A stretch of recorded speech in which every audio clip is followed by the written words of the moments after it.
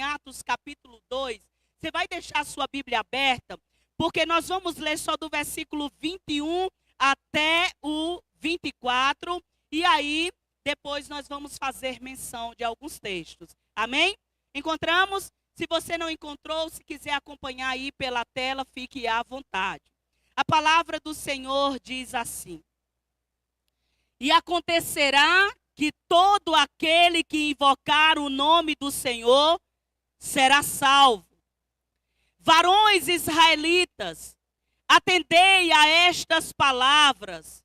Jesus o Nazareno, varão aprovado por Deus diante de vós, com milagres, prodígios e sinais, os quais o próprio Deus realizou por intermédio dele entre vós, como vós mesmos sabeis. Sendo este entregue pelo determinado desígnio e presciência de Deus, vós o mataste crucificando por mãos de iníquos, ao qual, porém, Deus ressuscitou, rompendo os grilhões da morte, porquanto não era possível que ele, ou que fosse ele retido por ela. Amém? A igreja pode sentar. Eu queria nessa noite começar a nossa reflexão bíblica, trazendo para vocês algo que eu ouvi de um missiólogo chamado missionário Ronaldo Lidório. Tem sido alguém que tem marcado a nossa geração, alguém que ele é presbiteriano, mas tem servido ao corpo de Cristo e através de vários projetos missionários, tem nos ensinado muito através da sua prática missionária.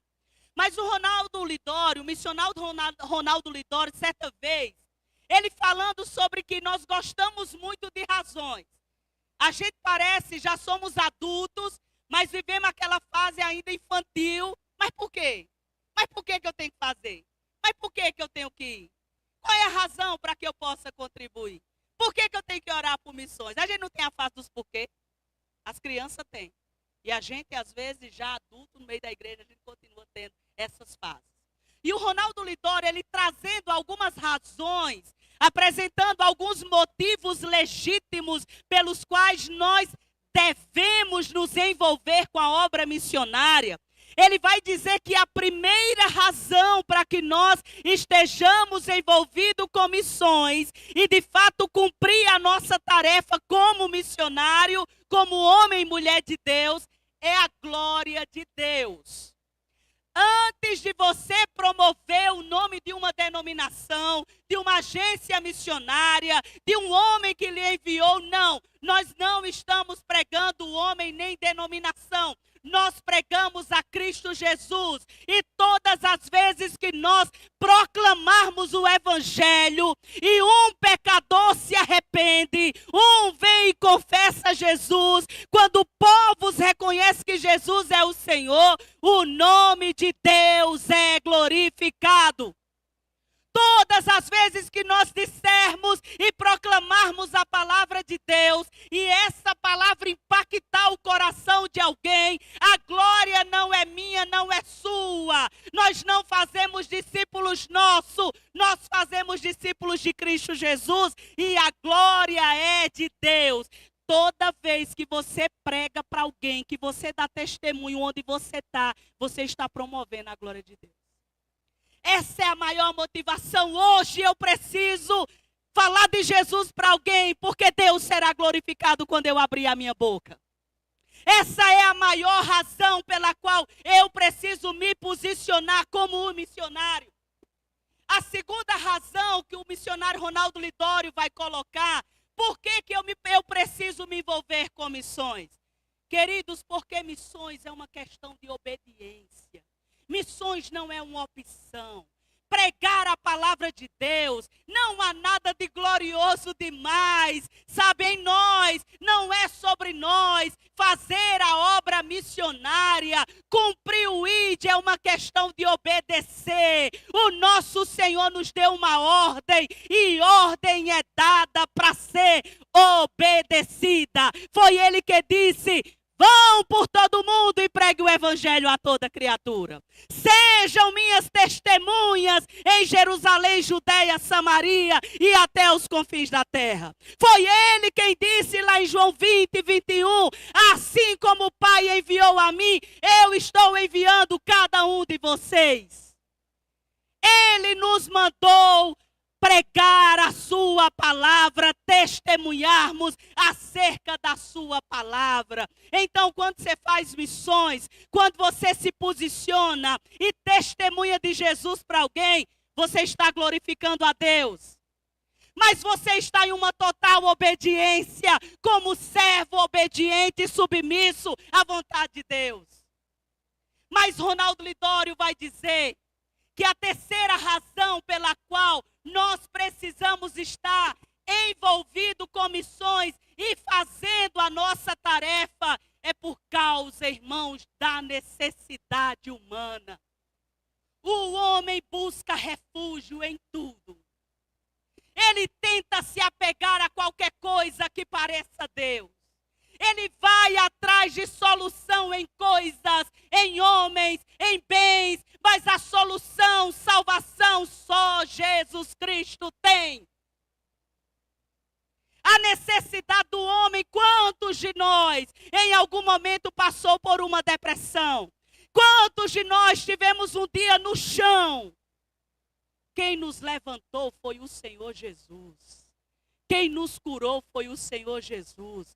Quem restaurou a nossa vida foi Jesus, mas Ele usou os instrumentos. Ele usou pessoas.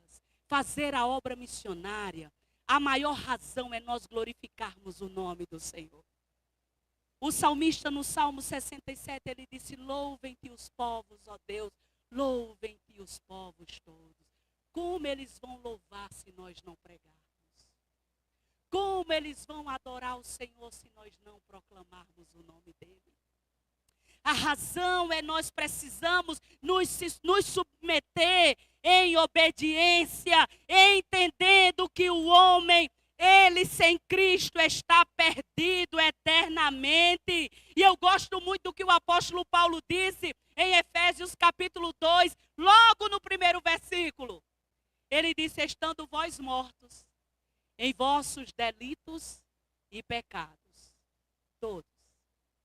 Se nós temos vida, é porque um dia o Espírito de vida nos alcançou e nos colocou de pé.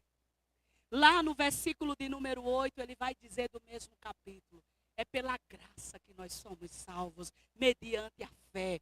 Não vem de nós, é dom de Deus. O versículo 10, Paulo disse, não é por aquilo que eu dou, não é por aquilo que eu faço, não é pelas obras, porque a glória de Deus ele não dá para ninguém. Nós precisamos estar envolvidos com a obra missionária. E aqui, irmãos, nós lemos nessa noite um texto, que é um texto talvez bem conhecido de muitos de nós.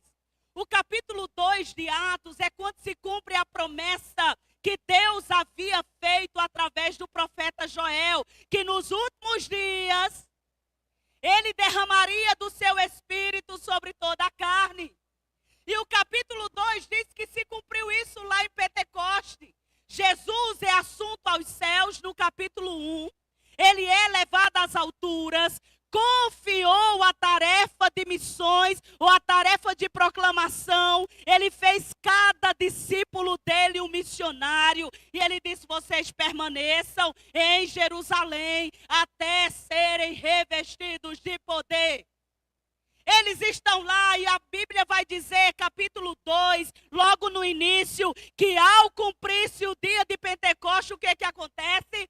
O Espírito Santo de Deus se cumpriu. Ele desceu sobre todos aqueles que estavam reunidos. Se cumpriu a promessa do Cristo, que ele não deixaria o seu povo órfão. Ele enviaria do seu Espírito o Consolador, o ajudador da igreja, que estaria conosco até o dia que ele venha nos buscar. Se cumpriu essa promessa. E ao cumprir a promessa, irmãos, diz que havia ali todos que estavam no lugar, a casa fica cheia, foi repartido entre eles línguas como de fogo. Não era fogo, era como? Era só para o povo entender. Veio um vento como um vento impetuoso. Não era um vento. E a gente está dizendo que é o vento, está dizendo que é o fogo. Veio como? E encheu a todos. E diz que eles passaram a falar novas línguas. Irmãos, mas eram línguas que eram entendíveis. Ali haviam 14 nações representadas. É só ler lá o texto de Atos 2, a partir do versículo 5. Haviam 14 povos ali em Jerusalém na festa de Pentecoste. E o texto diz que eles começaram a ouvir, a falar das maravilhas de Deus na sua própria língua. E à medida que eles ouviam acerca do evangelho, alguns estavam ali e estavam admirados com o que estava acontecendo. Outros estavam questionando. Aqueles povos diziam: não são esses aí, aqueles que estão falando, eles não são galileus. Como é que a gente está ouvindo falar na nossa própria língua as grandezas de Deus? E a pergunta de muitos ali era: o que é isso? E outros começaram a zombar, dizendo que eles estão bêbados. Eles tomaram foi vinho, eles estão embriagados, eles não estão falando nada com nada. E o texto diz que Pedro se levanta como porta-voz de Cristo. Quem quer ser um porta-voz de Cristo nessa geração? Eu quero ser porta-voz de Cristo. Eu quero ser porta-voz de Cristo para você nessa noite. Eu quero ser porta-voz de Cristo na minha geração.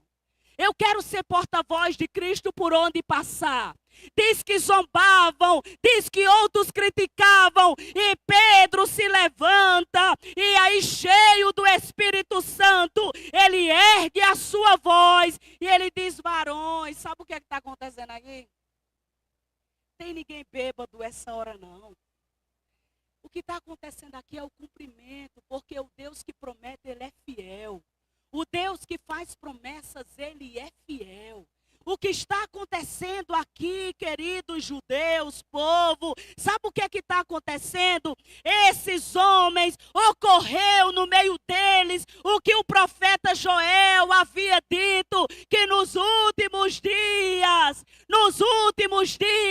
o Senhor derramaria do seu Espírito sobre toda a carne. Irmãos, se nós estamos aqui é porque um Espírito Santo de Deus nos moveu, nos convenceu, nos impulsionou e nos trouxe para esse lugar. Diz que acontece o Pentecoste, todo mundo, há o derramamento do Espírito Santo ali sobre toda a carne. Os filhos, a profecia era, os filhos vão profetizar, as filhas vão ter visões, os vossos jovens terão visões, outros sonharão como os velhos. Eu derramarei do meu Espírito sem distinção, seja servo, seja senhor, eu vou derramar. Irmãos, que privilégio, o Senhor nos fez a habitação do seu Espírito. Então cuide dessa habitação. Glorifique a Deus, você é a habitação de Deus, do Espírito Santo de Deus. E você talvez chegou aqui nessa noite, se não conhece ainda, o Senhor quer fazer morada em você. Ele morreu por mim, mas também morreu por você. O Senhor cumpre a promessa dele. E Pedro, naquele discurso, ele começa a dizer e a pregar para aquela multidão. Mas me chama a atenção, irmãos, é o sermão o qual Pedro prega. E aqui, cadê os missionários do Senhor? Você é o missionário. Eu sou missionário com a chamada específica para ir às nações. E para vir a Goianésia nesse final de semana. Mas você é um missionário do Senhor. O Senhor nos confiou. Então, a partir de hoje, irmãos, eu quero que vocês entendam algo, que aquilo que aconteceu aqui em Atos, o Espírito de Deus já foi derramado sobre a sua igreja. E quando a gente lê o livro de Atos, parece que não tem um fim. Você chega no final de Atos, não tem uma conclusão. Você não entende o que está acontecendo ali, que Paulo está preso em Roma, e lá em Roma ele está pregando o Evangelho. E alguns vão dizer, sabe por quê que o livro de Atos não tem um fim? Não mais com autoridade canônica. Mas a história da evangelização da igreja continua sendo escrito pela Igreja Batista Nacional de Ebenezer. Ebenezer em Goianésia. A história da evangelização, não mais com o poder canônico, está sendo escrita pelos pastores, está sendo escrita por você, está sendo escrita por você. Todas as vezes que você se posiciona e testemunha de Cristo Jesus, você está escrevendo a história da igreja. E aí Pedro, nesse sermão, irmãos, para a gente não ter desculpa e dizer o que é que eu vou falar, eu não sei nem falar, não sou eloquente como a missionária, como o pastor, eu não tenho muito estudo. Deixa eu dizer para vocês, a palavra de Deus nos oferece um esboço maravilhoso da mensagem a qual nós precisamos e devemos proclamar. Porque, irmãos, os tempos mudaram. Mas o nosso Deus não mudou. Irmãos, as circunstâncias são outras do que aquela época, mas o Deus eterno, Ele não mudou. A estratégia como nós vamos pregar, até elas mudaram, mas a essência, o conteúdo da nossa pregação, ela não pode ser adulterada, ela não pode ser mudada. E quando você olha Pedro, quando ele está pregando, nos versículos que nós lemos aqui nessa noite, Pedro, a mensagem que Pedro prega, ele dizia exatamente: eu quero fazer isso, ou apresentar para você um esboço maravilhoso, para você sair daqui e já pregar. Pregar lá fora. Para você não dizer que não tem o que falar, não sei o que eu vou pregar, eu vou lhe dizer o que é que você tem que pregar. Eu, como missionário, o que é que eu vou pregar? Primeira coisa, meus queridos irmãos, pregue a vida de Cristo. Não invente a roda. Vocês, os que me ouviram 3 dias aqui, viram eu falando essa expressão. Não invente a roda. Prega a vida do Senhor Jesus. Quando nós olhamos para o versículo 22, Pedro está dizendo: varões israelitas, prestem atenção nestas palavras, porque Jesus, o Nazareno, o varão aprovado por Deus e no meio de vocês, com prodígios e sinais. Pedro está dizendo, sabe o quê? Vocês lembram que vocês ouviram falar de um Jesus de Nazaré? Você lembra do que vocês, antes de crucificar esse Jesus, você lembra que começaram a dizer aí que por onde ele passava ele fazia milagres, coisas aconteciam. Vocês lembram que esse Jesus, e eu fico imaginando aqui, irmãos, lembra da cena lá da crucificação? Onde muitos estão zombando. E o texto diz que na hora 9, o Senhor, Ele fecha os seus olhos, mas antes de fechar os seus olhos, Ele dá um brado naquela cruz dizendo: está consumado. Aí alguns eventos aconteceram. Diz que o céu escureceu. O véu do templo se rasgou de alto a baixo. Diz que houve terremoto. Mateus vai dizer que até mortos ressuscitaram. Aí diz que um dos centuriões olhou para aquele evento e disse: antes ele estava zombando. Verdadeiramente esse aí é o Filho de Deus. Pregue a vida de Cristo. Pedro está dizendo, vocês lembram desse Jesus, o varão de Deus, aprovado com sinais e prodígios? Meus irmãos, quando você sair para proclamar, não invente história, conte a história de Cristo. Fale para as pessoas dos seus milagres, conte para as pessoas dos seus prodígios, conte para as pessoas as promessas consoladoras na palavra de Deus. Fale para as pessoas que tudo nessa vida, sem Cristo, é fútil e é passageiro. Não faz sentido. Quantas vezes você põe a cabeça nos outros e diz assim: nada está fazendo sentido hoje na minha vida. Tem alguém que dá sentido. Se chama Jesus Cristo, olhe para ele. Jesus Cristo, fale de Jesus, irmãos. Fale do amor de Jesus. Não se cale. Você grave pelo menos um versículo da palavra de Deus. proclame nos 4 cantos da terra de Goianésia o texto de João 3,16. O que é que diz João 3,16? Porque Deus amou o mundo de tal maneira para que todo aquele que nele crê não pereça, mas tenha a vida eterna. Fale que Jesus se encarnou no tempo perfeito de Deus. Jesus Cristo, o Filho de Deus, se encarnou. Se você não tiver muito para cantar, tem até uma canção que é evangelística. Deus enviou seu Filho amado. O coral encerra. Sabe o que é isso? Você vai dizer para as pessoas: Deus enviou seu Filho amado. Ele se encarnou. Ele pisou por esse chão. Enquanto ele caminhava pelas ruas e ali perto do mar da Galileia, nas cidades e circunvizinhanças, esse Jesus de Nazaré, ele por onde passava, mortos eram ressuscitados, tempestades eram acalmadas. Conte que esse Jesus, ele chorava com aqueles que choravam. Conte para esse Jesus que ele se importava com o clamor dos perdidos, como ele se importou comigo e com você.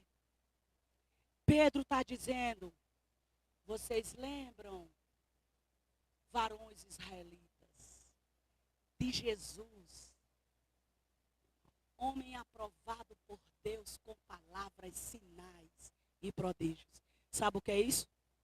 Pedro está nos ensinando que a gente saia para evangelizar, seja uma testemunha onde Deus lhe plantou e pregue que Jesus Cristo, ele já veio, mas ele vai voltar.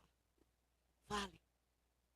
Irmãos, ao sair para proclamar, não invente a mensagem. É verdade que eu tenho 5 minutos, pastor.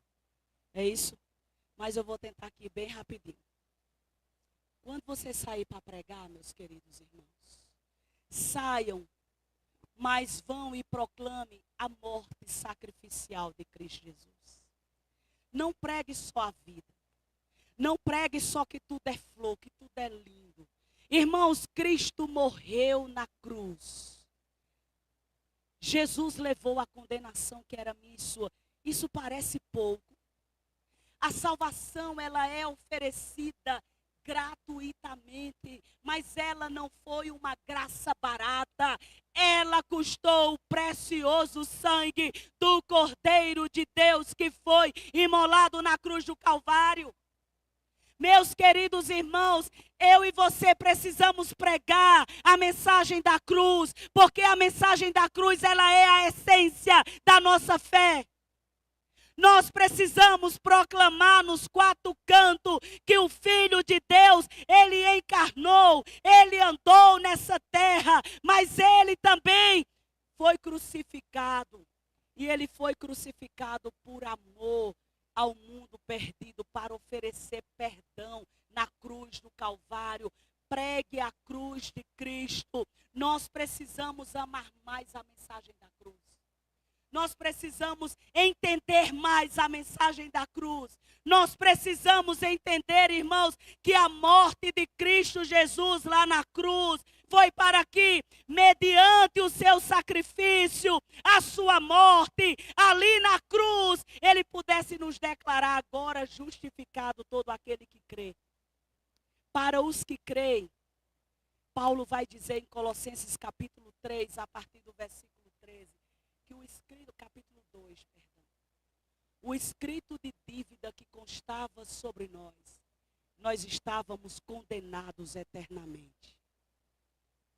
Eu gosto muito do que Max Lucado, é um autor, ele escreve de uma maneira muito devocional, mas eu gosto muito da maneira devocional quando ele fala de Jesus lá na agonia do Getsemane. Ele diz que quando Jesus estava lá no Getsemane, você lembra da oração que Cristo faz?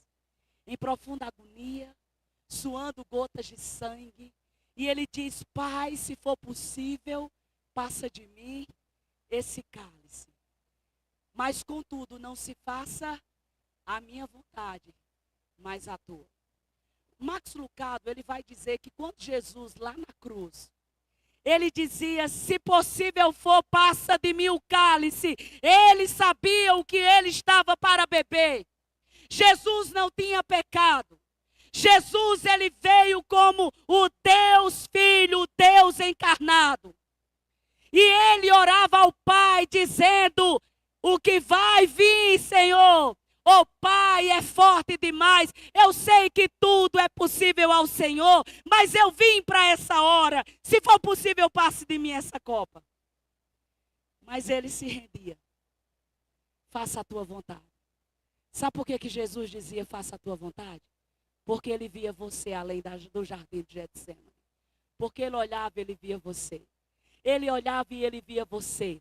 Além da escuridão do jardim, ele sabia que se ele não fosse para a cruz, nós estaríamos, a humanidade estaria perdida eternamente. E ele diz, faça a tua vontade e aprove ao Pai imolar, para que eu e você pudéssemos ter vida. Pregue a mensagem da cruz. Pastor, me dê mais 5 minutos, só para mim falar aqui do outro ponto. 5 minutos, irmãos, que amanhã eu já vou embora. Mas Pedro, ele falou que de Jesus.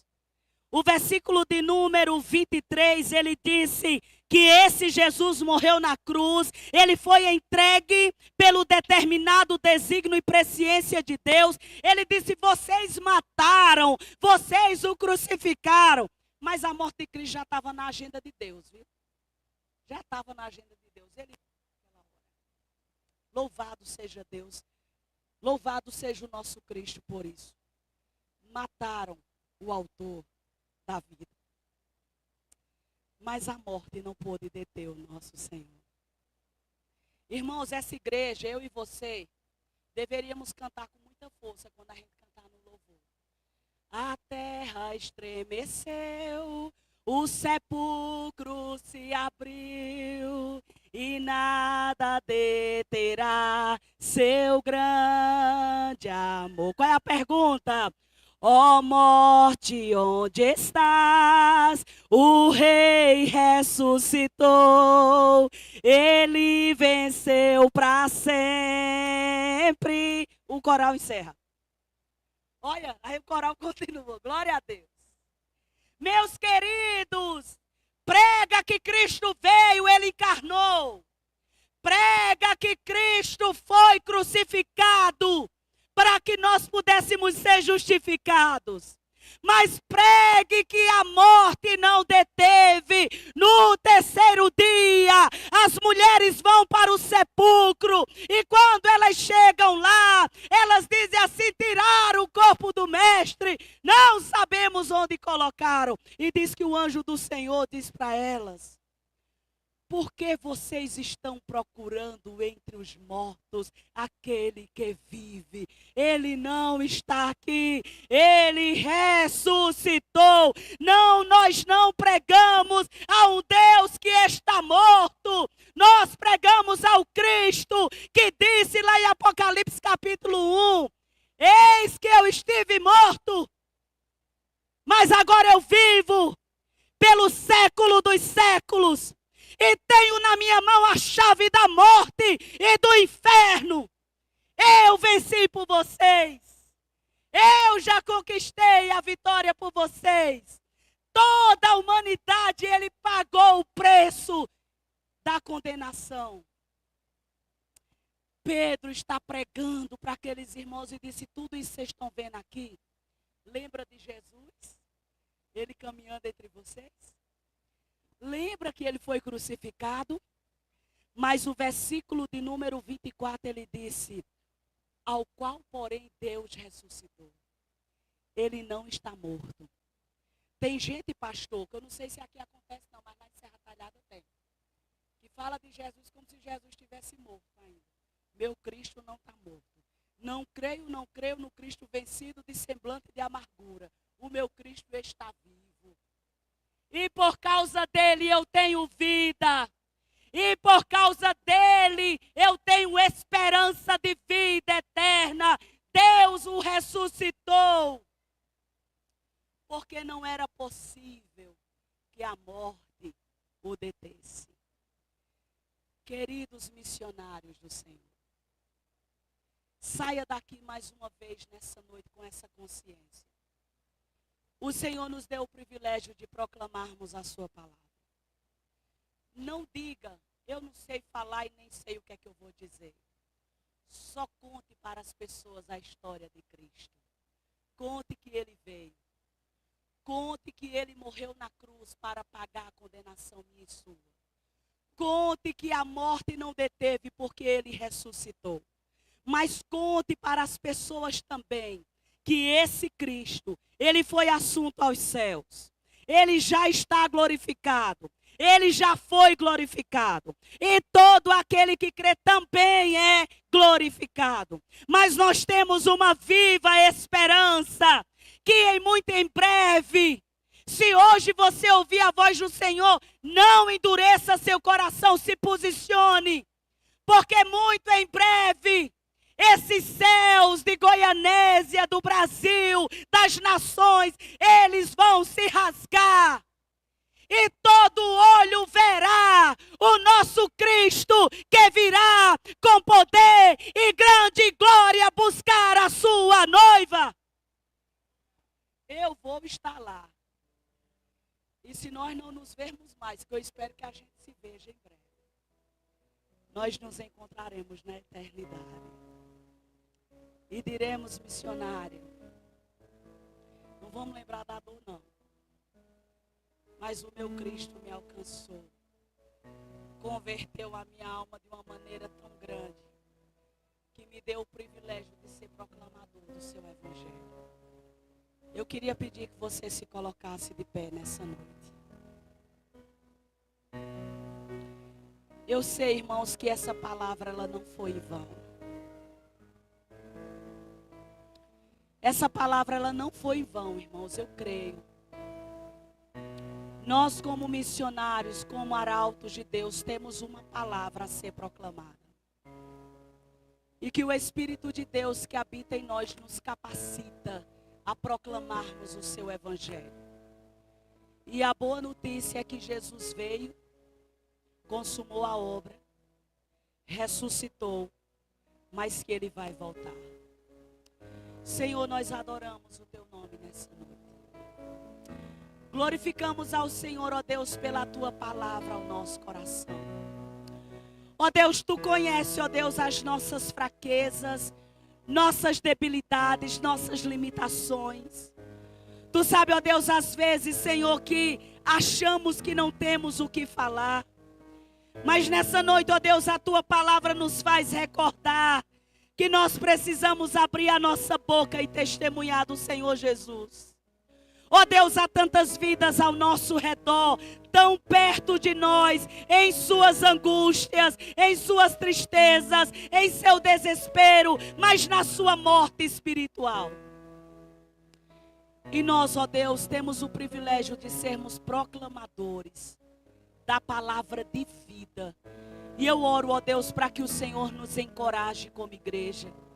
Para que o Senhor nos encoraje como homens e mulheres, como jovens, como crianças, como, ó Deus, servos do Senhor, que não se envergonha de ser chamado filho do Altíssimo.